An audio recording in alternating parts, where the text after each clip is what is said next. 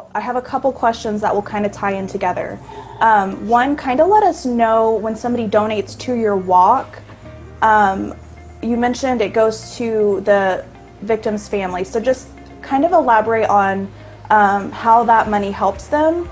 And then I'd like to ask you a little bit about how that affected you, like what it's like to be the surviving family member of, you're a victim of suicide here. So I want to know, kind of your heart and who you're helping, and then the victim's perspective there. Sure. So with AFSP, like I said, the great thing about this organization is, they have the suicide prevention hotline. So anybody at any time can pick up the phone and call the hotline. Unfortunately, we are in a society, we use the word millennials a lot, but it's not just millennials. People don't like to pick up the phone.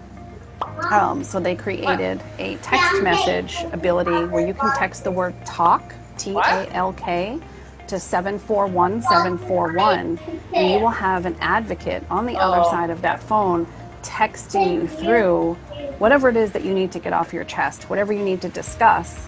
And that's so important. It really is. And so what they do is they are advocates, for the family, for the deceased, for those who are really struggling themselves, and they give you resources, which is medication if need be, treatment, physicians, therapists, testing, which is, you can do different blood tests, you can do different tests, which they do in a medical facility, that you answer some questions, and if you score high enough, it will let you know if you're suffering from some depression, if it's mild, where it's at. So they put all hands on deck to be a voice for every member of that ripple effect that suicide brings. That's amazing. I think that support is so important. I've suffered from depression myself, and so I so relate to what you're saying. Like, it's so hard to pick up the phone. It's so hard to say, I'm in a dark space, I need help. Asking for help in this society has become, people look at that as a weakness. And if you've ever experienced depression, you understand how not weak it is to ask for help. It's one of the strongest things that you can do.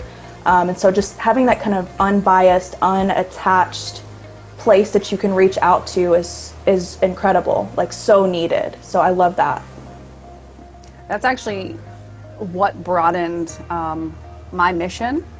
And, I love Facebook. I know we all have our angry moments with Facebook, but it's allowed me to do things like create really safe havens, different groups. I call it a free coaching group.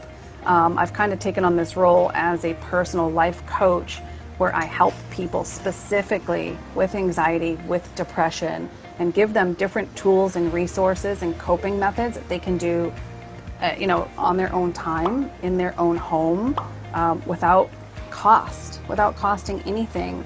Because like you said, when you look at someone and say, I'm depressed, or I'm having anxiety, or there's something wrong, or you're afraid to speak out, it's because people come at you. They don't understand your position. They don't understand what you're going through unless they've gone through it themselves. So it's a very quick judgmental response. And that's why the discomfort is there, because it's not welcomed, I guess I can say. Does that make sense? Brene Brown talks a lot about that, the difference between vulnerability and being with someone in their pain, and sympathy, like looking down, like, I'm so sorry that you're going through this, when you can sit down next to somebody and say, maybe it's me too, or maybe it's just being with them.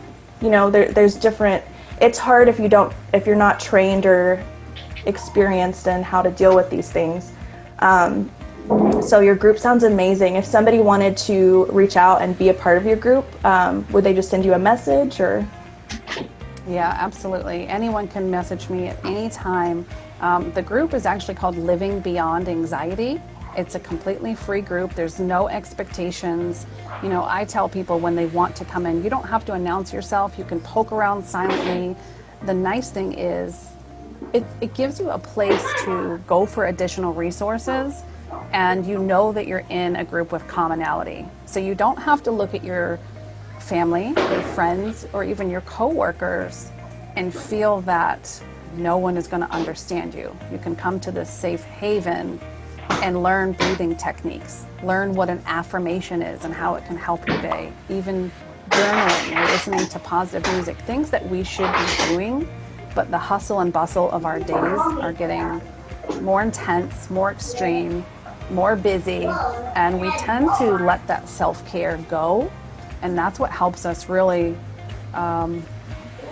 stay true to our core, kind of off that ledge. Well, that is amazing that you're doing that. Let me make sure I hit